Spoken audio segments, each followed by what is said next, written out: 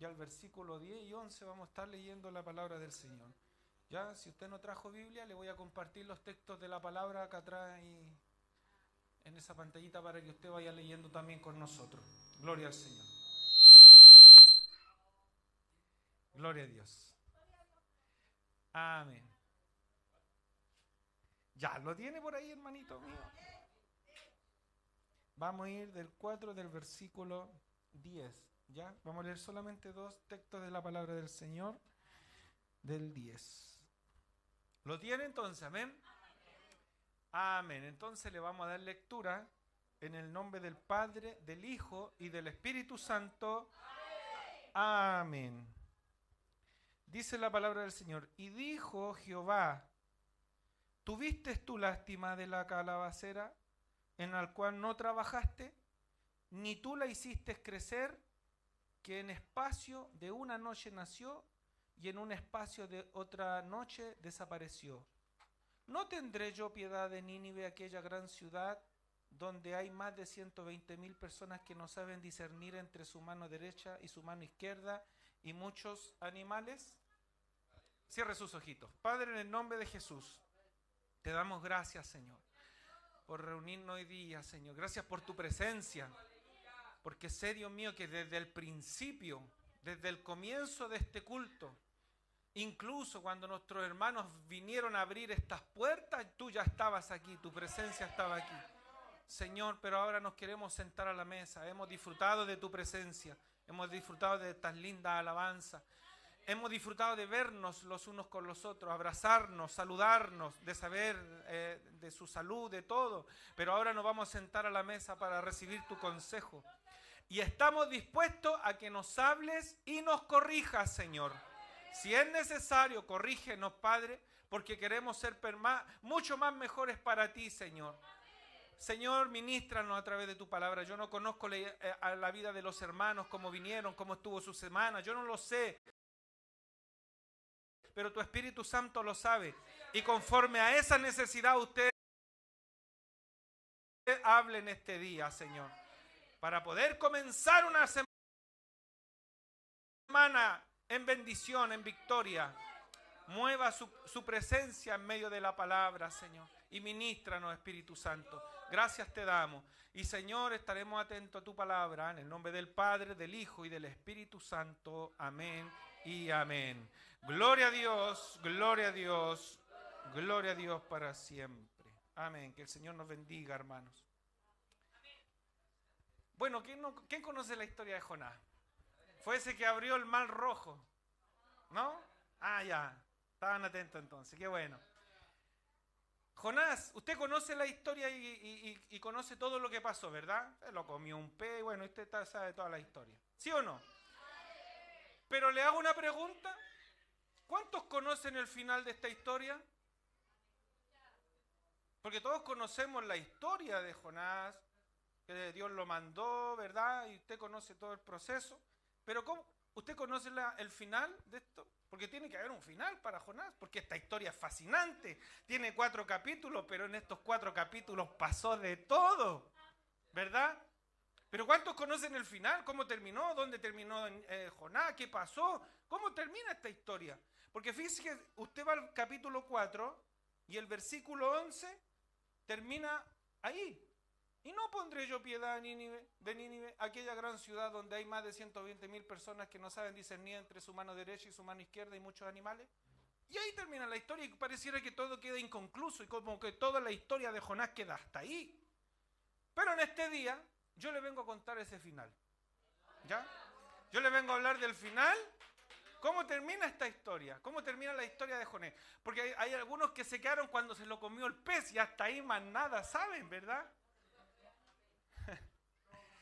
Bueno, para llegar a esa conclusión, para saber en qué termina esta historia, vamos a centralizarlo en 2 áreas muy importantes que quiero compartirle hoy día y también tiene mucho que ver con el Día de Acción de Gracias que ustedes tienen, ¿verdad? Porque ustedes hacen hoy día el Día de Acción de Gracias. Y vamos a centralizarlo en 2 áreas muy importantes, que eso lo vamos a ir viendo a medida que vamos avanzando en el mensaje. Amén. antes de llegar al final, primero tengo que hablarles del comienzo, ¿verdad? Así que les quiero hacer un pequeño resumen. ¿Le parece? Para que conozcamos un poquito más esta historia, pero vamos a hacer un resumen muy rapidito. Primero, en el capítulo 1 tenemos al fugitivo, ¿ya? Vamos a hacer una escuelita dominical, oiga, esto sí que me gusta. Vamos a hacer una escuela. Vamos a volver ahí a los tiempos cuando usted pintaba. Yo no sé si lo vivió eso, yo lo pintaba, ¿verdad? Y vamos a hacer esta pequeña escuelita dominical. Porque le voy a decir algo, Jonás hizo una escuela dominical. Ya le voy a decir por qué. Miren, hermanos, vamos a hacer esta escuela dominical y vamos a partir primero con el capítulo 1 que se llama El Fugitivo, donde Dios lo manda a Nínive y eso le implicaba a Jonás un cambio de posición, ¿verdad? Y eso de pronto cae mucho en estos tiempos porque de pronto nosotros nos sentimos muy cómodos donde estamos y cuando Dios nos quiere trasladar a otro lugar, a cambiarnos de posición para su gloria y para el crecimiento, porque si Dios va a hacer un cambio de posición, no es para que Dios lo ande, esto se malinterpreta, porque de pronto los hermanos me van a entender como que, pastor, entonces puedo ir de iglesia en iglesia. No, cambio de posición habla de que Dios los va a llevar de una posición a otra más elevada para que usted llegue a ser el varón y la varona perfecta en las manos de Dios y usted cumpla el propósito que Dios quiere para usted. Esto consiste de que usted no solamente venga a sentarse a la iglesia, sino que usted empiece a tener un crecimiento. No le podemos estar dando leche toda la vida. ¿Amén? Mire, yo veo a ese bebito ahí, esa niña, ya, lechecita. Pero cuando tenga 20 años, la hermanita no le puede estar dándole una mamadera, ¿sí o no? El problema es que dentro de la iglesia pasa eso. Hay gente que a usted los toma en brazos, le enseña a caminar, ¿verdad? Y pasan 15, 20 años y todavía hay que estarlo tomando en brazos, hermano, ¿verdad? Entonces estamos hablando de un cambio de posición y estamos hablando del crecimiento que tiene que tener cada cristiano.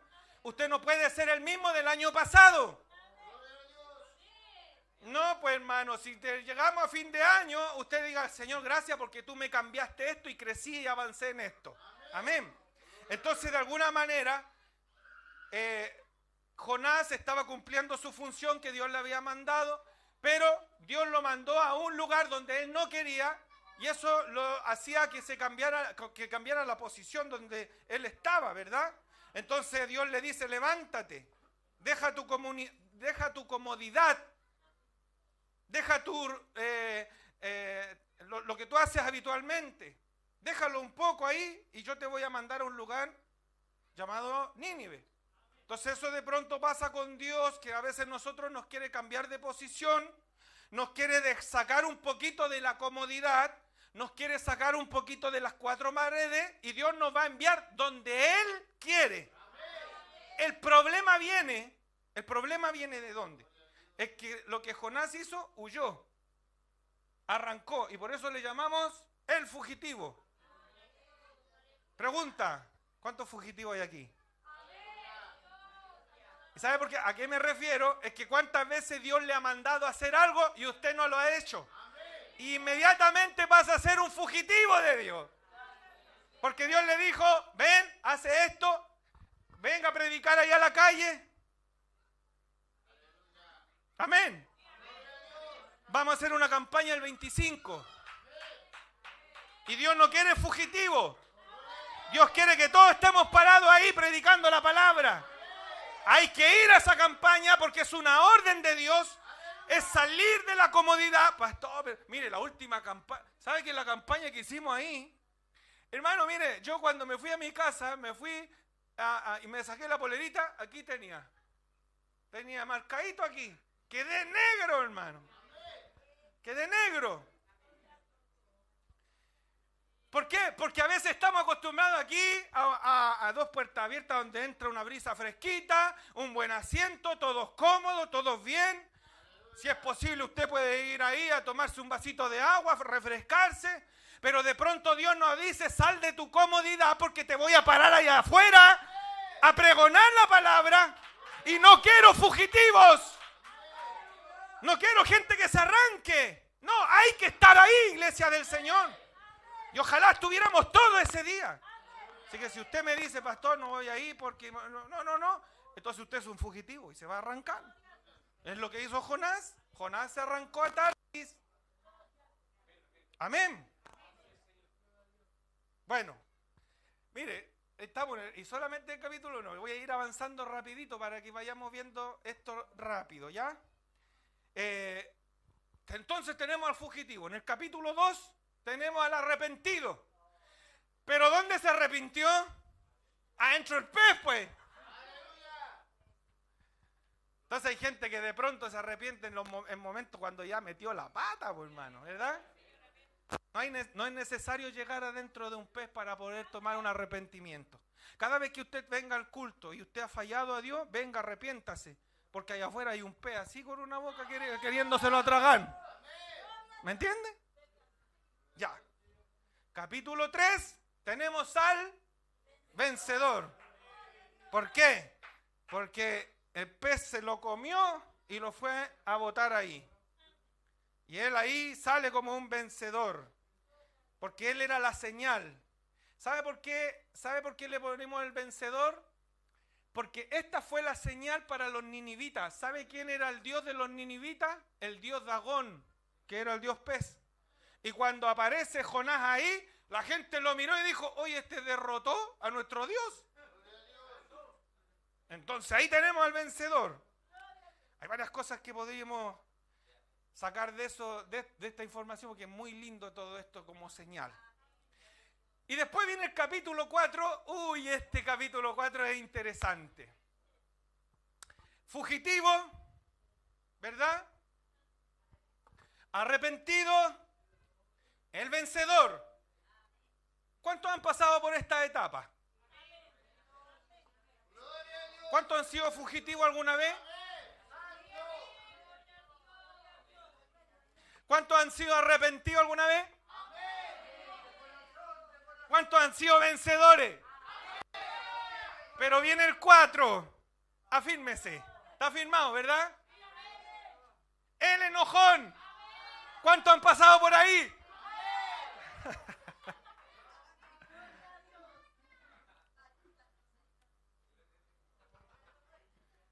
¿Ve? Es que aquí también tenemos que reconocer, pues. Hemos sido fugitivos, amén. Hemos sido arrepentidos, hemos sido vencedores. Gloria a Dios, amén. Todos danzamos y gloria a Dios. Pero tiene que reconocer que de repente también es enojón. Porque Jonás en el capítulo 4 aparece como el enojón. Y en el 3 aparece como vencedor. Es decir, que si usted vence, no significa que después viene una cierta circunstancia donde va a aparecer su carácter y va a florecer después de haber sido vencedor. Hoy de repente, pastor, sí, estamos venciendo, pero de repente sucede cualquier circunstancia y aparece el de adentro, el mal genio.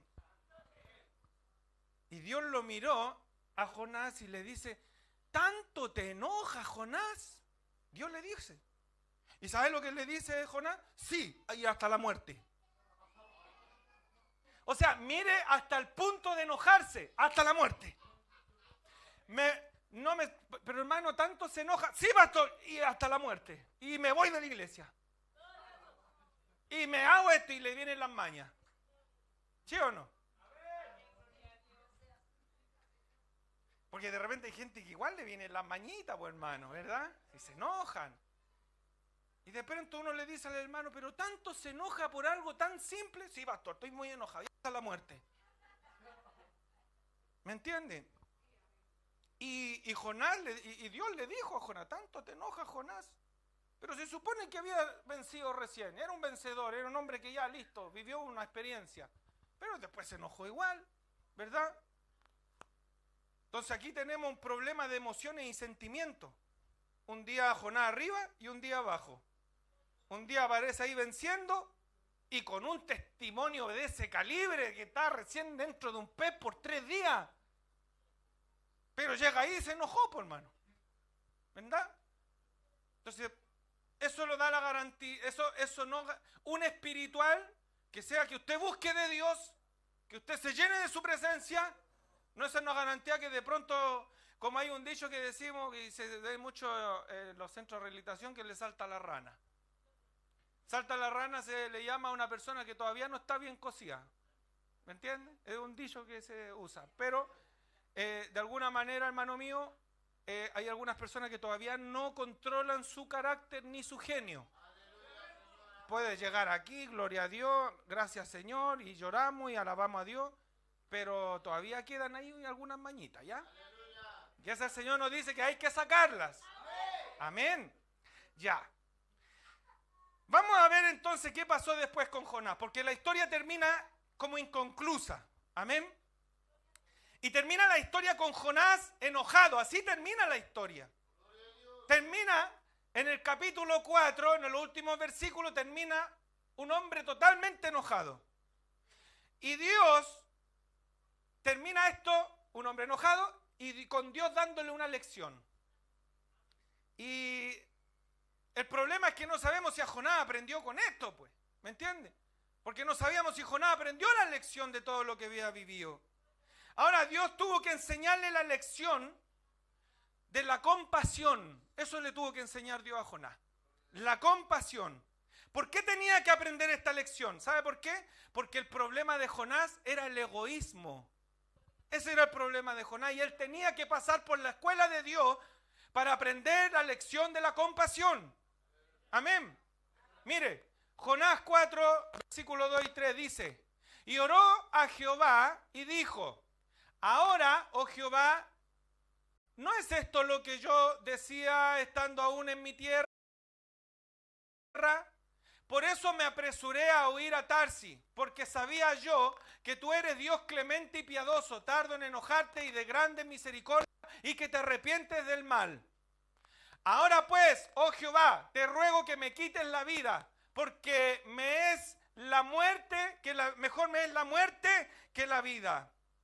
Verso 8 dice: y aconteció que al salir el sol, preparó Dios un recio viento solano, y el sol hirió a Jonás en la cabeza, y se desmayaba, y deseaba la muerte, diciendo: mejor sería para mí la muerte que la vida. ¿Por qué le comento estos textos? ¿Cuál era el problema de Jonás? El egoísmo.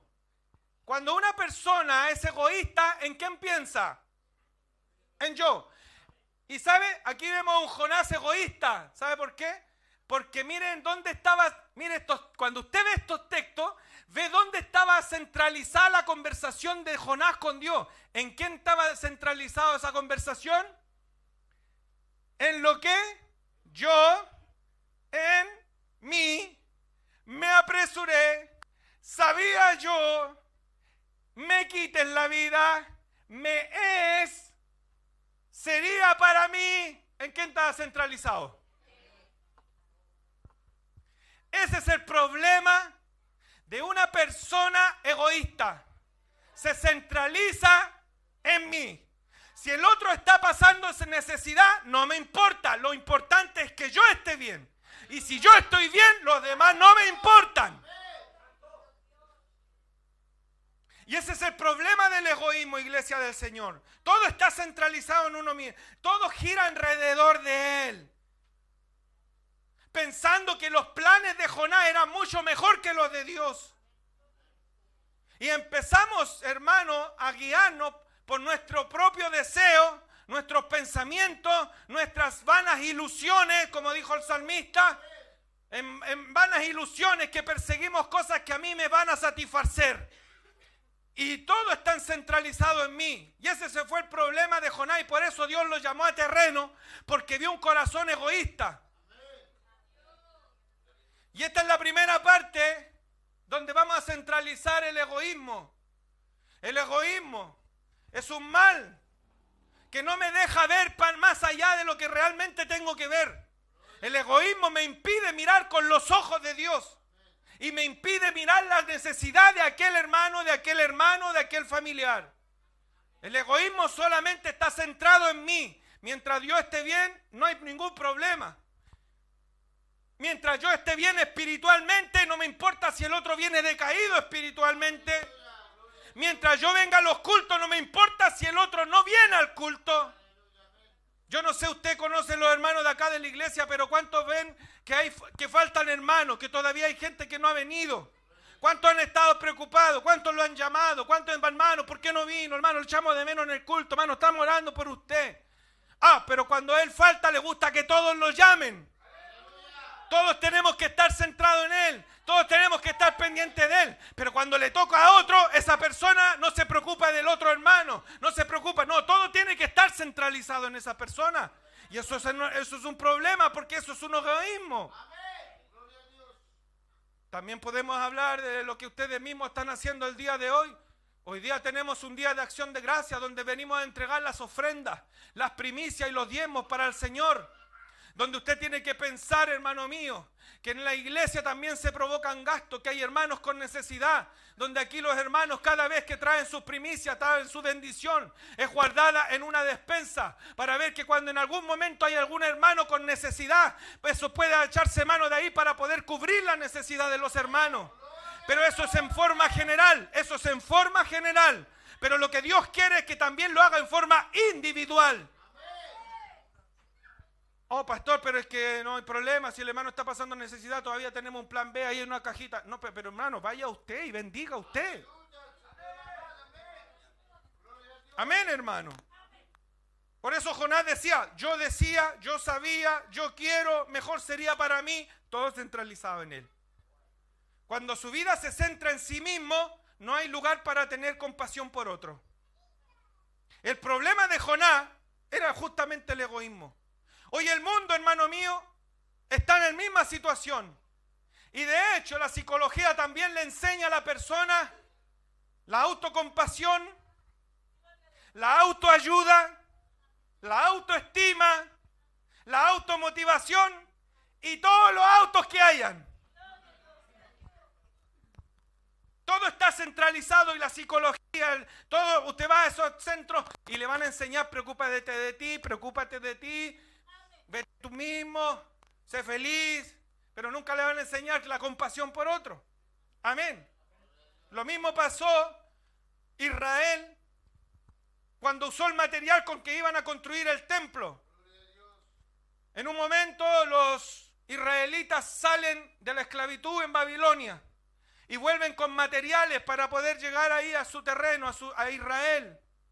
Y ellos llevaban todo el material para construir el templo y llevaban una madera de calidad. Y llevaban todas las cosas que eran exclusivamente para el templo. Entonces cuando llegan al lugar se encuentran con la oposición y no los dejaban construir el templo. Entonces como no se podía construir el templo en esos momentos, ¿qué cree que hicieron las personas, los judíos que no tenían casa? Empezaron a mirar la madera pero con papas fritas, pues, hermano. Dijeron, aquí está la nuestra, aquí hay material, hagamos nuestras casas. Pescaron todo el material que era de Dios y se lo llevaron y construyeron sus casas. ¿Por qué? Porque era mejor asegurarme a mí que en la casa de Dios. Hoy día el pueblo cae en el mismo problema. Pastor, ¿por qué no estoy bendecido? ¿Sabe por qué no está bendecido? Porque no bendice la obra de Dios. Y la obra de Dios muchas veces se tiene que estar rajuñando para poder pagar un arriendo, para poder pagar la luz, para poder comprar amplificación nueva. Mire, los cables están sonando, los micrófonos están sonando, las baterías están sonando. De pronto empiezan a tener problemas los banjos porque no hay cuerda, se quebró un platillo. Tenemos problemas con los cables, faltan atriles. Hermano mío, hay que hacer aseo, hay que comprar el PON, la escoba, todo. Pero todo eso se tiene que estar rajuñando y prácticamente hay que estarle rogando al pueblo de Dios para que supla las necesidades de la iglesia. ¿Por qué? Porque tenemos una iglesia egoísta que solamente se ha centralizado en ello. No es malo, yo no estoy diciendo que usted deje su hogar de lado porque usted tiene que proveer para su familia. Pero Dios le está diciendo, has dejado mi casa de lado. Has dejado mi casa de lado. ¿Cuántos llegan donde el hermano? Hermano, ¿pudimos pagar el arriendo? ¿Pudimos pagar la luz? ¿Pudimos pagar el agua? ¿Cuántos lo preguntan? ¿Cuántos están preocupados de las cosas que se necesitan dentro de la iglesia? Hay gasto, hermano. ¿Usted cree que uno va allá en él y va a pagar con gloria a Dios? ¿O usted cree que uno llega allá, hermano, a pagar el arriendo y decir, ¿quién vive? Cristo, listo, paga la cuenta. ¿Usted me entiende, hermanos? Por eso yo glorifico al Señor, porque ustedes hacen el Día de Acción de Gracia, donde traen sus primicias, donde traen sus ofrendas, donde traen sus diezmos. Y de pronto pensamos y decimos, Señor, ¿por qué yo no estoy siendo bendecido? ¿Por qué yo estoy en esta situación? ¿Por qué estoy viviendo esta escasez? Y no quiero parecer un materialista que vengo a hablar de la prosperidad. No, yo estoy en contra cuando las personas hacen doctrina de la prosperidad y solamente todo es plata. Pero sí tengo algo que reconocer y yo no puedo obviar, es que Dios dice en su palabra, no he visto justo ni desamparado ni que su simiente mendigue. Es decir, que Dios prospera y yo tengo que predicar eso también. Pero para que prospere, usted también tiene que sembrar, iglesia del Señor. El pueblo de Dios cometió el mismo error de Jonás. Había un egoísmo, que solamente estaba todo centralizado en él y descuidábamos la casa de Dios. Fue el error que cometió el pueblo de Israel. ¿Por qué? Porque todos yo. ¿Cómo empiezan los pronombres personales? Yo, tú, él, vosotros. Primero, ¿sí o no? Todo está ahí en yo. Usted le pregunta, ¿cuál es tu juego favorito? El yo. ¿Cuál es tu postre favorito? El yogur.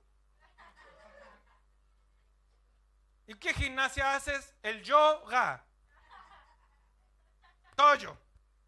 Todo tiene que estar relacionado conmigo. Pero cuando aparece Dios, los estándares tienen que cambiar. Miren lo que dice en Mateo capítulo 16, versículo 22. Entonces Pedro, tomándolo aparte, comenzó a reconvenirle diciendo, Señor, ¿qué es lo que le dijo Pedro? Ten compasión de ti. En ninguna manera esto te acontezca. ¿Sabe lo que lo estaba impulsando Pedro? A pensar en él. Jesús, es como que Jesús dijo, no, yo aquí voy a ver la mía nomás. Eso lo estaba empujando Pedro.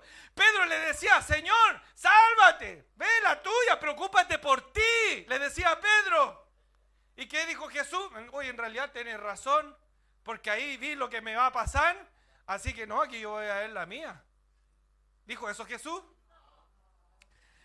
Si Jesús se hubiese compadecido de sí mismo, no habría entregado su vida y nadie estaría aquí sentado. Jesús no miró su vida, Él miró la suya. Y si tenía que ir a la cruz a ser reventado su cuerpo, una corona de espinas, hermano, Él lo hizo mirándolo a usted. Él no tuvo compasión de sí mismo. Él no miró el yo. Él dejó su gloria, Él dejó su alabanza en el cielo. Él podría haberse quedado arriba sin ningún problema y habría seguido siendo Dios. Pero Él tuvo compasión, Él miró la necesidad, Él miró y dijo, hay que salvar a la humanidad. Oh, pero te van a reventar el cuerpo, no importa, pero yo no voy a ver lo mío. ¿Sabe qué? Jesús tenía la facultad de bajar 7 legiones de ángeles cuando lo estaban golpeando. Si Él hubiese dicho una palabra, habrían bajado esas 7 legiones y habría asesinado a todos los que lo estaban, hermano, torturando. Pero Él no tuvo compasión de sí mismo. Por eso Pedro le decía, ten compasión. ¿Y qué le dijo, Señor? Te reprendo, Satanás, porque yo voy a morir por ellos. Él miró a la iglesia de Puente Alto, miró a Felipe, miró a Millaray, miró a Jordan, miró a Fabiola, miró a usted, lo miró a usted, me miró a mí. Entonces Él no miró la suya. Él si hubiese sido Jonás, imagínense cómo hubiese sido, hermano, Jesús arrancando para acá, para el continente americano, porque lo iban a crucificar. No, la voluntad de Dios no era esa. Dios tenía que mandar a su Hijo, que no tuvo compasión de sí mismo y nos miró a nosotros, hermanos. Por eso bendito sea y alabado sea nuestro Señor Jesucristo, que Él no miró su vida, no miró la tortura, no miró su sangre. Él miró a usted, Él lo miró a usted con amor y misericordia. Jesús no miró su vida, miró la nuestra. Hoy vivimos en un mundo donde la autocompasión te enseña, ámate a ti mismo. No mires a nadie más. Y a Jonás le pasó, se fue a Tarsis por su bienestar. Y a los de Nínive, que les caiga fuego. Total, en Tarsis hay playa, voy a estar así, pues. mientras se iba a incendiar Nínive. Imagínense, hermano. Mateo 16:24 dice: entonces Jesús dijo a sus discípulos: si alguno quiere venir en pos de mí, ámese a sí mismo. ¿No? ¿Qué dice? Niéguese a sí mismo. Oiga, si hay algunos que se aman, pues hermano, se miran al espejo y se aman. Y Dios le dice: niégate a ti mismo. Toma tu cruz y sígueme. Amén, iglesia. Niégate a ti mismo. Mateo 16:25 dice: porque todo el que quiera salvar su vida, la perderá. Y todo el que pierda su vida por causa de mí, la hallará. Veámoslo en Jonás